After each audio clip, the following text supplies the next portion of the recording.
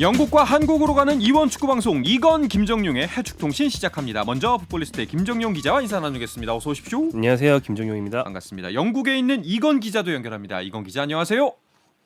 네, 안녕하세요. 이건입니다. 네, 반갑습니다. 이건 기자님, 그 프리미어리그에 눈길을 모으는 이슈들이 많네요. 네, 이번 주 한 일주일 동안에 갑자기 이슈들이 이쪽 저쪽에서 생겨나고 있습니다. 케인의 해리케인 선수의 최다골 기록도 있고요. 맨시티가 갑자기 징계를 받을 상황에 놓이면서 여러 가지 시선들이 잉글랜드로 몰리고 있습니다. 그러니까요. 자, 하나하나씩 차근차근 짚어보도록 하겠습니다. 먼저 김정용 기자, 그 관심을 많이 모았던 토트넘 대 맨시티 경기부터 이야기해볼까요? 네, 6일에 있었던 토트넘의 홈 경기였습니다. 손흥민 선수가 84분 동안 뛰면서 네. 괜찮은 활약을 해줬고요. 토트넘이 맨시티에 1대0으로 승리를 했습니다. 이 경기에서 해리케인 선수가 프리미어리그 통산 200골을 돌파했고요. 또 강팀을 잡았고 여러모로 토트넘에는 굉장히 소득이 많은 그런 경기였습니다. 그렇죠. 이건 기자는 이 경기 현장에서 직접 보셨죠? 네, 그렇습니다. 현장에서 취재를 했는데 그 어떤 경기보다도 관심이 집중된 경기였습니다. 물론 이제 많은 관중들이 들어왔고요. 이제 초만원 사례를 이뤘고 기자들도 취재진들도 많은 거의 대부분의 언론사에서 취재진을 파견을 해서 취재석이 꽉 찰 정도로 한 200석 정도 되는데 많은 관심이 있었고 손흥민 선수 84분을 뛰었거든요. 특히나 그 중원에서의 드리블 돌파가 상당히 인상적이었는데 그 드리블을 하면서 상대 로드리라든지 다른 선수들을 전혀 어떤 제스도 받지 않고 그 드리블 돌파로 상대 수비를 끊어내는 모습이 상당히 인상적이었습니다. 확실히 자신감이 돌아왔다라는 것을 볼 수 있었고요. 이 경기 안토니오 콘테 감독이 사실 그 당남령으로 인해서 수술을 받아가지고 경기에 나서지 못했는데 팬들이 계속 경기 내내 안토니오 콘테 감독의 응원가를 부르면서 이 자리에 없는 감독에게 힘을 실어주는 모습도 상당히 인상적이었습니다. 네, 사실 콘테 감독의 부재 중이었기 때문에 토트넘에게 쉽지 않을 수도 있다. 또 강팀이고요, 맨시티가. 그렇게 많이들 예상을 하셨는데 이 정도면은 콘테 감독의 빈자리가 거의 없었다고 봐도 되지 않나요? 네, 사실 축구에서 그날 감독이 자리를 비운다고 해서 큰 타격이 있는 경우는 많지는 않죠. 왜냐하면 축구 감독은 큰 틀에서 이제 팀을 만들어가는 거고 당일은 기책을 내놓을 일은 별로 없다 보니까. 네. 그래서 이제 물론 이날 승리도 콘테 감독의 공이 굉장히 크겠습니다만 또 이제 감독이 없어서 오히려 이긴 게 아니냐는 좀 재밌는 얘기가 나온 적도 있는데 왜냐하면 윙백인 에메르송 로얄 선수가 네. 얘네 모처럼 굉장히 잘했어요. 그런데 현지 전문가 중에서는 윙백이라는 게 굉장히 측면에 붙어서 플레이하는 포지션이기 때문에 감독이 잔소리하면 바로 옆에서 듣거든요. 그래서 그동안 선생님이 무서워서 길을 못 펴고 있었구나. 길을 못 펴고 있다가 네. 이날은 길을 편 게 아니냐라는 저는 농담처럼 말하지만 실제로 현지 전문가들이 분석한 내가 현 시절에 그랬다 이런 얘기도 있었고 근데 이제 이런 면도 있지만 토트넘이 또 현재 신축 홈구장에서 맨체스터 시티 상대로 이 구장을 지은 이래 홈 경기 무실점 전승 중입니다. 와. 그래서 오히려 과르디올라 감독이 자신에게 징크스가 될까봐 이날 약간 기책을 내놓으려고 전술을 좀 바꿔보려고 했는데 오히려 자멸한 그런 면도 있었어요. 그렇군요. 자, 어쨌든 그날 이 경기는 케인이 가장 주목을 받았던 경기였죠. 네, 그렇습니다. 케인으로 시작해서 케인으로 끝난 경기다라고 볼 수가 있는데요. 일단 경기가 1대0으로 승리를 했고 그 결승골을 해리케인 선수가 넣었습니다. 이 골이 해리케인 선수가 토트넘에 있으면서 넣은 267번째 골이거든요. 그러니까 한 팀에서 267, 그러니까 토트넘은 최다 골이기도 하고요. 또 이게 프리미어리그 경기에서 이제 넣은 골이니까 토트넘이 해리케인이 프리미어리그에서 넣은 200번째 골입니다. 역시 한 구단에서 최다골을 집어넣었는데 이 자체가 엄청난 기록이고요. 이 경기 하기 전부터 케인이 한 골만 더 넣으면 새 기록이다 이런 기사들이 엄청나게 쏟아졌고 이 골만 넣으면 뭔가 완전히 케인이 세계 최고의 축구 선수처럼 될 것 같은 그런 느낌이었는데 결국 이 골을 넣으면서 영국 언론들은 이 골로 인해서 해리케인을 완전히 영웅 만들기에 돌입을 해서 그 다음 날부터 해리케인 골을 일면에 싣고 여러 가지 방송에도 나오고 특히나 또 토트넘 같은 경우에는 이 골 이후에 해리케인 특별 그런 프로덕트, 해리케인 특별 용품들을 판매를 하면서 역사를 함께 하시지요라는 그런 문구로 계속 또 자기네들의 여러 가지 물품들을 파는 그런 모습도 보여주고 있습니다. 그렇군요. 확실히 대기록은 또 대기록이니까요. 자, 토트넘도 살아나고 있고 케인도 기록을 세우고 또 손흥민 선수도 자신감을 되찾고 있어서 이 기세를 쭉 이어가면 좋을 텐데 저희가 단신에서도 짧게 말씀을 드렸지만 주장이자 골키퍼인 요리스가 부상이에요. 네, 위고 요리스 선수 주전 골키퍼인 선수가 무릎 부상으로 최소 6주 정도 이탈할 거라는 현지 보도가 있었습니다. 챔피언스리그를 앞두고 있어서 조금 더 악재라고 할 수 있는데 네. 챔피언스리그 16강 1차전이 다음 주 수요일 새벽이죠. 15일에 열리거든요. 네. 그래서 이 경기를 비롯해서 좀 힘든 일정이기 때문에 요리스의 부재가 더 크지 않나라는 좀 우려가 나오고 있습니다만 근데 이 챔피언스리그만 놓고 보면 상대 팀이 AC 밀란인데 이 팀도 주전 골키퍼가 빠져 있습니다. 예, 그리고 이제 밀란의 주전 골키퍼가 마이크 매냥이라는 선수인데 요리스가 현재 노장이고 네. 요리스가 프랑스 대표팀 은퇴하면 그 자리를 물려받을 것이 확실시되는 이미 요리스를 뛰어넘었다는 얘기를 많이 듣는 프랑스 대표팀 후배거든요. 그래서 프랑스 대표팀 선후배 골키퍼 대결이라고 마드리드 기대를 했는데 둘 다 빠지게 된 거죠. 그렇네요. 네. 사이좋게 빠졌네요. 그런데 그 백업 골키퍼로는 어떤 선수가 준비되어 있죠? 지금 이제 토트넘의 1군 팀에는 요리스를 포함해서 총 4명의 골키퍼가 있습니다. 이제 그 중에서 결국 이제 요리스가 빠졌기 때문에 그의 백업으로 나선 선수, 프레이저 포스터 선수라고요. 잉글랜드 국가대표도 역임했던 선수입니다. 사우스햄튼이라든지 뉴캐슬 그리고 셀틱에서 뛰었던 선수인데 이 선수가 이제 요리스 선수보다는 2살 아래의 선수입니다. 네. 키가 2m라서 상당히 체격 조건이 좋고 특히나 우리 팬들에게는 손흥민 선수가 너무나도 절친한 손흥민 선수가 이렇게 항상 프레이저 포스터 선수와 얘기를 하다가 품에 폭 안기는 그런 모습을 많이 보여주는데 그만큼 좀 푸근하고 상당히 큰형 같은 이미지의 선수입니다. 이제 다만 아무래도 백업 골키퍼다 보니까 경기 출전이 많지 않거든요. 올 시즌에 총 컵대회 포함해서 4경기 정도를 뛰었는데 경기 감각이 조금 걱정이긴 하지만 전체적으로 피지컬이라든지 선방 능력이라든지 공중볼 처리 능력에 있어서는 상당히 타의 측정을 불허하는 상당히 강점이 있는 그런 골키퍼다라고 보시면 될 것 같고요. 이제 프레이저 포스터 외에 브랜든 오스틴이라든지 알피 화이트먼이라고 이 선수들이 있는데 이 두 선수들은 어린 선수들이기 때문에 일단은 프레이저 포스터 골키퍼가 유고 요리스 골키퍼를 대신해서 백업으로 나설 것 같습니다. 그렇군요. 또 이후에 또 기회가 될 수도 있으니까요. 그럼요. 예, 잘 넘겼으면 좋겠습니다. 자, 그런데 이 토트넘과 맞붙었던 맨시티 지금 비상입니다. 꽤 심각해 보여요. 지금 맨체스터 시티가 굉장히 화제 중심에 있고요. 네. 재정 관련된 규정 위반으로 징계를 음. 받을 위기에 처해 있는데 위반 사항이 100건도 넘는다고 그래요. 그러니까요. 네, 정말 지속적인 조사를 통해서 100건도 넘게 이제 쌓아놨다가 이번에 터뜨렸다는 건데, 그러니까 축구계에서는 번 돈과 쓰는 돈의 비율을 일정 이상으로 제한을 하고 있거든요. 네. 근데 쉽게 말해서 규정보다 덜 벌었으면서 더 썼다는 거예요.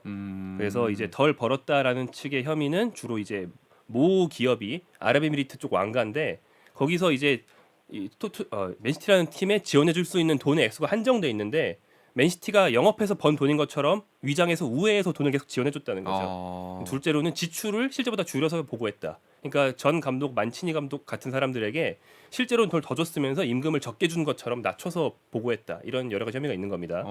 이게 이제 위키리크스라고 있잖아요. 네네. 그것의 축구판 버전이 풋볼리크스라고 해킹이나 이런 여러 가지 방법을 불사해서 축구계의 여러 비위를 폭로하는 것이 한때 유행했었는데 2018년에 이 풋볼리크스가 폭로한 맨시티 비위 혐의가 있었거든요. 네. 당시에는 맨시티가 당시에도 이제 조사를 받았지만 적극적으로 항소해서 위기에서 벗어났는데 이번에 그때 이후로 더 오랫동안 조사해온 프리미어리그 당국이 한 번 더 기소를 한 거죠.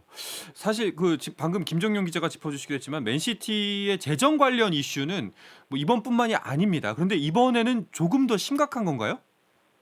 네, 그렇습니다. 일단 그 맨시티 같은 경우는 3년 전에 그 UEFA의 그런 조사를 받았고 그 당시 UEFA가 재정적인 페어플레이를 그러니까 FFP라고 하죠. 이 룰 위반을 했다. 그러면서 맨시티 더 이상 올 시즌에는 유럽 대항전에 나오지 마라라는 그 출전 금지 징계를 내린 적이 있습니다. 그런데 이제 맨시티가 여기에 대해서 반발을 하고 스포츠 중재재판소 CAS에 이 징계 과하다 하면서 항소를 했고요. 결국 CAS는 뭐 잘못은 한 건 맞는데 UEFA가 좀 UEFA의 징계가 과했다라고 하면서 그 결정을 뒤집었고 그래서 유럽 대항전에 출전을 한 바가 있습니다. 근데 그 이후에 UEFA는 이제 거기서 끝났는데 프리미어리그 쪽에서 계속 그 이후에 조사를 해왔다고 합니다. 그러면서 자체 조사를 하면서 꼼꼼하게 들여다보니까 여러 가지 일들이 있었고 결국에 이런 것들로 인해 가지고 재정적인 부분으로 인해 가지고 징계를 이제 내릴 것이다라는 이제 보도가 나왔고 그런 발표가 나왔고 네. 지금 같은 경우에는 지난번보다 훨씬 더 심각한 상황이기 때문에 아무래도 지난번처럼 그 당시에는 맨시티가 엄청나게 비싼 변호사들 써가지고 징계를 피했는데 이번에는 쉽게 피하기는 쉽지 않을 것이다 라는 그런 의견들이 나오고 있습니다. 이번에는 그러면 스포츠 중재 재판소가 끼어들 수가 없는 상황인가요? 네, 이게 이례적인 상황인데 네. 보도에 따르면요, 현지 보도에 따르면 프리미어리그가 이번 제기한 혐의는 독립된 위원회가 처벌 여부를 결정하게 되기 때문에 네. 항소해서 그 스포츠 중재위원회로 올릴 수 없다. 그냥 이 안에서만 결정되는군요. 그러니까 비유하자면 그 CAS라는 게 일반적인 우리가 흔히 아는 재판에서 지방법원, 고등법원, 대법원으로 항소하면서 이제 계속 올라가면서 네. 항소를 할 수 있듯이 항소하면 CS로 올라가는 거거든요. 근데 이번에 일종의 특검 같은 거에 붙인다는 거죠. 별도의 기관에 맡기겠다라는 얘기입니다. 이건 기자, 맨시티를 둘러싼 현지 지금 여론은 어떤가요? 일단 팬들의 여론은 이제 맨시티 팬들을 제외한 다른 팬들은 이거 확실하게 징계를 해야 되고 여러 가지 큰 존징계까지 내려야 된다라는 네. 그런 여론입니다. 그리고 이제 다른 팀들 같은 경우에는 상당히 조심스러워요. 공식 입장 같은 건 없는데 이 기자들이 막 이렇게 취재하면서 오프 더 레코드로 얘기하고 다른 익명을 전제로 이야기를 하는 걸 들어보면 대부분 맨시티를 해야 된다. 이거는 풋볼, 축구의 그런 페어플레이의 정치를 훼손했다. 최대 리그 퇴출까지도 해야 된다라는 그런 이야기들도 하고 있고요.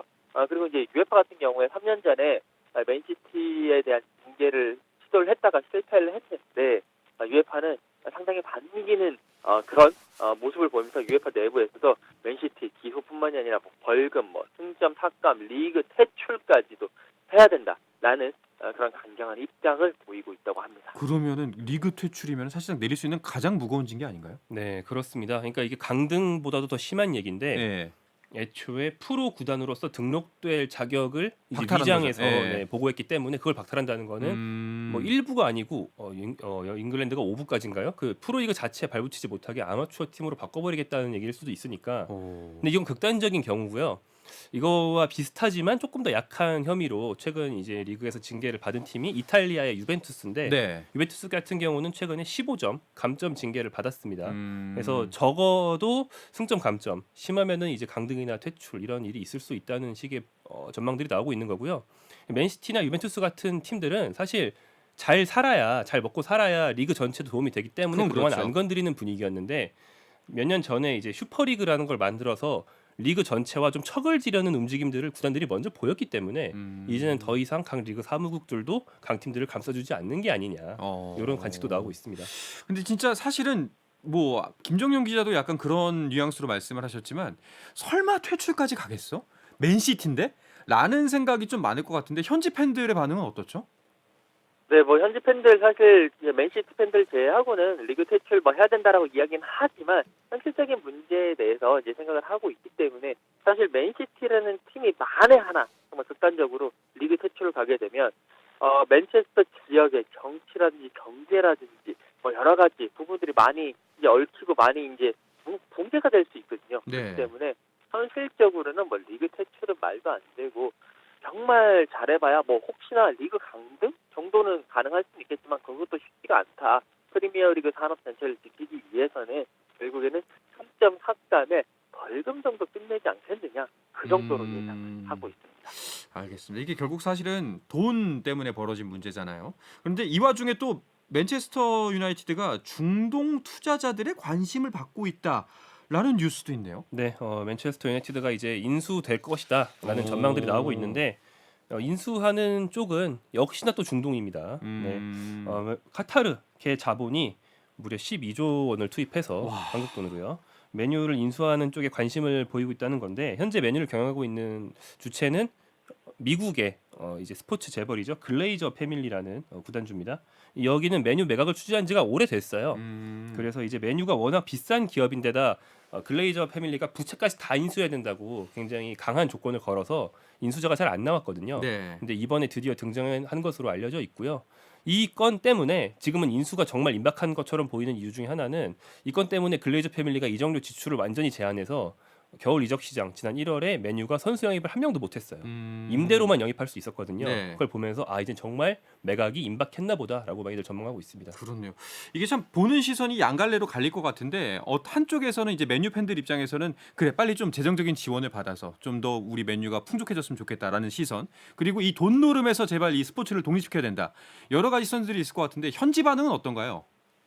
네, 말씀해 주신 대로 두 쪽으로 극명하게 갈리고 있습니다. 현지 팬들은요, 그러니까 맨유 팬들은 아무래도 말콤 글레이저를 위시한 그 글레이저 가문, 맨유를 소유했던 이 가문에 대한 비난을 상당히 많이 하고 있거든요. 매 홈 경기마다 글레이저 가문은 맨유에서 손을 떼라, 맨유를 팔아라 등등의 계속 시위를 하고 있는데, 중동 자금이 들어온다라고 하니까 오케이, 글레이저 빨리 나가고 중동 자금을 통해 가지고 선수도 많이 데리고 오고, 특히나 이 맨유의 홈구장인 올드 트라포드가 1910년도에 오픈을 했기 때문에 계속 물도 새고 녹도 쓸고 그렇거든요. 그러니까 새롭게 좀 홈구장도 바꿔줬으면 좋겠다라는 그런 기대감이 큰 그런 모습을 보이고 있고, 그에 반면에 다른 팀들 팬이라든지 아니면 일부 언론 같은 경우에는 오케이 뭐 이렇게 돈이 좋기는 한데 그래도 지금 살도 많고 말도 많은 그런 중동 자금을 가지고 와서 팀을 새롭게 구축한다는 거는 잉글랜드 축구의 정신을 훼손하는 거다라는 그런 모습을 보이면서 약간 비판적인 시선을 보이고 있는 것도 많이 있습니다. 그렇군요. 확실히 뭐 뉴캐슬의 경우를 보면은 오일머니의 위력이 굉장히 커 보이긴 한데, 확실히 그 스포츠에 너무나 큰 자본이 개입한다는 거가 역시 좀 안 좋게 보이는 것도 사실이죠. 근데 이제 축구는 네. 이미 뭐 그 흐름을 거스를 수 없을 정도로 심해졌고요. 맨유는 이미 미국계 자본이 운영을 하고 있어서 이 글레이저 패밀리가 처음 들어왔던 2000년대에는 반대 운동도 되게 심했어요. 네. 그 글레이저 패밀리가 인수할 때 원년 오랫동안 응원해온 맨유 팬들이 많이 떨어져 나가기도 했고요. 근데 지금은 어차피 외국 자본에서 외국 자본으로 옮기는 거라서 그 정도의 반발은 아마 없지 않나 생각이 됩니다. 알겠습니다. 자, 프리미어리그 관련해서는 우리나라 팬들에게 또 황희찬 선수의 부상 소식도 눈길을 모았는데요. 이야기는 잠시 쉬었다가 와서 자세하게 나누겠습니다. I said the words I never said when you were with me. 국내 유일 스포츠 매거진 라디오 한상원의 스포츠. 영국과 한국을 넘나드는 이번 축구 방송, 이건 김정용의 해축통신 듣고 계십니다. 풋볼리스트의 김정용 기자, 영국의 이건 축구 전문 기자와 함께하고 있습니다. 황희찬 선수가 귀국을 했는데 부상 때문이죠? 네, 그렇습니다. 치료를 위해서 귀국을 했어요. 소속팀 울버햄턴이 지난 5일에 리버풀과의 홈 경기에서 3대0 완승을 거두면서 대열을 잡았거든요. 황희찬 선수가 이날 선발로 뛰면서 42분 동안 활약을 했고 승리에 상당히 기여를 했는데, 하지만 부상으로 42분 만에 빠졌거든요. 네. 그러더니 이제 햄스트링 부상으로 인해서 치료에 좀 시간이 걸리기 때문에 편한 환경에서 치료도 하고 재활도 하려고 국내에 들어왔습니다. 그러니까 귀국까지 했다는 거는 꽤 시간이 길어질 것 같은데요. 얼마 정도로 예상하나요? 일단은 그 경기 끝나고 난 이후에 황희찬 선수를 만나서 이야기를 나눠봤는데 아직까지 정확하지는 않다라고 하는데, 얼굴 표정이라든지 걸어다니는 모습이라든지 그렇게 길 것 같지는 않은 분위기였습니다. 그리고 이제 한국행을 선택하게 된 것도 이제 뒤쪽에서 취재를 해보다 보니까 사실 빠른 복귀를 위해서 빨리 가서 집중적으로 치료를 하고 빨리 복귀하기 위해서 한국행을 선택을 했고, 한국에서도 그렇게 오랜 시간 있는 것은 아닌 걸로 알고 있거든요. 또 여러 가지 일정들이 있기 때문에 네. 빨리 가서 빨리 치료하고 한 뭐 일주일 내로 돌아오지 않겠느냐라는 그런 이야기가 들리고 있습니다. 또 로페테기 감독도 빨리 와서 힘을 실어주기를 바라고 있다는 소문입니다. 이건 기자는 확실히 영국에 계시다 보니까 영국으로 돌아온다라고 표현을 하네요. 저 지금 돌아온다고 좀 약간 의아했는데. 그렇죠. 네. 귀국이라고 했거든요, 저희는. 네네. 예. 근데 시기적으로 좀 아쉽습니다. 사실 황희찬 선수가 월드컵 이후에 점점 폼이 더 올라오고 좀 성적이 좋아지고 있는 상태였는데 아쉽긴 합니다. 빨리 빠른 쾌유 빌도록 하겠습니다. 자, 그럼 다른 유럽파 선수들 소식도 살펴볼까요? 김민재 선수는 이탈리아 매체로부터 또 극찬을 받았네요. 또. 네, 한 이탈리아 매체가 인용해서 보도를 했는데, 아리고 사키라는 이제 네. 이탈리아를 넘어서 전 세계 축구 역사에 영향을 많이 미친 명감독이 요즘 이제 칼럼니스트처럼 활동을 하거든요. 이분이 이제 현재 이탈리아를 비롯한 유럽 전체의 트렌드가 직선적인 축구인데, 네. 이걸 잘 소화해내고 있는 이탈리아 팀이 바로 나폴리고, 그 유럽의 극소수의 팀만 나폴리 같은 류의 축구를 할 수 있다. 그러면서 다이렉트 패스, 빠른 타이밍의 패스를 많이 해야 되는데 그걸 가장 잘하고 있는 선수 중에 한 명으로 또 김민재가 거론이 됐는데요. 그 밖에도 뭐 하루가 멀다 하고 김민재에 대한 칭찬이 계속 나와서 네. 뭐 저희로서는 뭐 사실 한국어로 번역해서 인용해서 국내 분들한테 소개해 드리기만 해도 이제 바쁠 정도로 김민재 선수 고평가가 이어지고 있고요. 폴란드 국적의 유럽 축구 연맹 부회장도 나폴리 축구가 레알 마드리드보다 더 잘한다. 그런데 센터백들이 제일 잘한다. 김민재 이름만 안 나왔지 김민재 얘기거든요. 그렇네요. 네. 뭐 이런 얘기는 거의 매일 나옵니다 이제. 야, 나폴리는 진짜 올해 그 세리아를 거의 지배하고 있죠. 네, 그렇습니다. 나폴리 지금 세리아에서 21경기 치렀는데 18승 2무 1패, 승점 56점, 단독 선두. 2위 인터밀란과의 승점 차가 13점 차입니다. 거의 세리아 우승은 따놓은 당상이다. 뭐 슈퍼컴퓨터는 94%, 93% 우승 확률을 가지고 있다라고 얘기할 정도로 세리아를 지배를 하고 있고요. 역시 중심에는 계속 말씀드리지만 올 시즌 여름에 입단한 김민재 선수가 있다고 봐야 되고요. 이 나폴리가 21경기에서 7점이 딱 15실점입니다. 한 경기에 1점 한 골도 계속 이제 안 내주고 있다라는 그런 대단한 수비력을 보이고 있는데 김민재의 활약이 정말 대단하다라고 보시면 될 것 같습니다. 약간 진짜 꿈이야 생시야 이런 느낌도 좀 들어요. 작년에 손흥민 선수에 이어서 올해는 또 김민재 선수가 활약해주고 있으니까. 그렇다면은 다른 선수들은 어땠나요? 네, 먼저 이강인 선수 얘기를 해보면 이강인 네. 선수가 1월에 이적할 것 같은 분위기가 있었지만 여러 팀들의 사정상 이강인 선수를 데려갈 수 있는 팀은 나오지 않았는데 그 뒤로도 이제 마요르카에서 전반기 같은 좋은 활약 이어가고 있습니다. 특히 가장 최근에 5일 경기에서 마요르카가 레알 마드리드를 잡았어요. 맞아요. 근데 이날 이강인 선수가 선발로 78분 동안 뛰면서 괜찮은 경기력으로 승리에 기여를 했고요. 이재성 선수도 요즘 경기력 좋습니다. 월드컵 이후에 몸이 더 올라왔고요. 소속팀 마인츠는 최근 대진운이 좀 안 좋아서 패배가 좀 많지만 이재성 선수는 지난주 경기에서 2경기 연속골을 넣었는데 한 골은 전반 2분, 네. 한 골은 전반 40초에 넣으면서 40초요. 네, 그렇게 빨리 2골을 연달아 넣은 선수는 당연히 우리나라 역사를 봐도 잘 없거든요. 네네. 네, 재밌는 기록도 세우기도 했습니다. 그렇군요.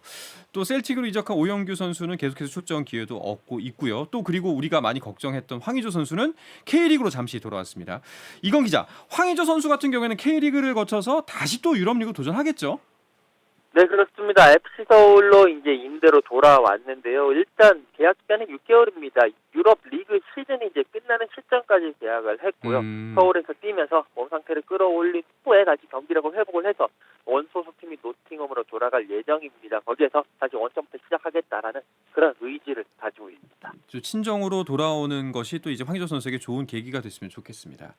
자, 그런가 하면은 우리 대표팀 감독 선임은 어떻게 돼가고 있나요? 네, 남자 축구 대표팀 감독이 좀 공석이죠. 벤투 네. 감독 이후에 이르면 3월 초에 선임을 하고 2월까지는 후보군 접촉 과정을 갖겠다라는 게 대한축구협회의 얘기인데 원래는 뭐 2월 말 3월 초까지 꼭 마무리한다는 식으로 얘기가 됐었지만 맞아요. 네. 조금 더 늦어지는 게 아닌가 생각이 되는데요. 제 사견으로는 개인적인 생각으로는 기왕 늦어진 거 천천히 해도 된다고 생각하고요. 뭐 급하게 하려고 적임자가 아닌 사람을 하느니 그렇죠. 네, 예. 적임자가 없으면 뭐 감독들은 또 어떤 팀에서 잘리면 나오기도 하고 그러거든요. 그러니까 천천히 하는 게 좋다고 생각합니다. 네. 자, 이미 그 3월에 우리나라 대표팀의 첫 A매치 상대도 윤곽이 드러났죠. 네, 벤투 감독의 후임이 누군지는 모르겠지만 데뷔전은 콜롬비아를 상대로 하게 되고요.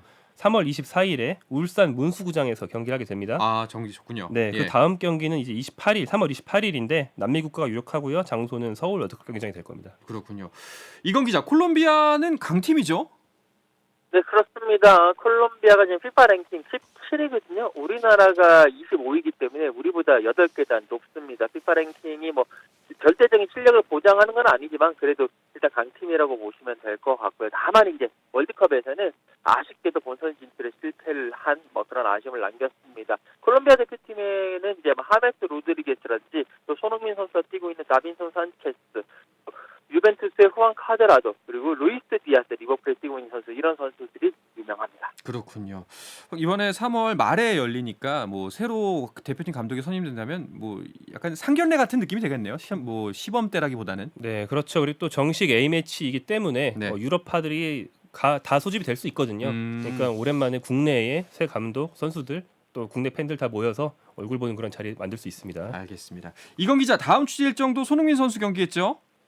네, 그렇습니다. 손흥민 선수 12일 0시에 레스터시티 원정 경기를 치릅니다. 아무래도 이 레스터시티는 손흥민 선수에게 좋은 기억이 있는데 지난해 9월에 손흥민 선수가 좀 위기 상황이라고 했었을 때 레스터시티 홈 경기에서 해트트릭을 기록하면서 6대2 승을 이끌었거든요. 네. 이번에도 좀 그런 좋은 기운을 계속 이어나갔으면 좋겠습니다. 알겠습니다. 다른 유럽파 선수들의 일정도 간단하게 짚어주시죠. 네, 손흥민 선수 경기가 일요일로 넘어가는 자정에 시작된다고 말씀하셨는데 그 앞뒤에 한국 선수들 경기가 몰려 있습니다.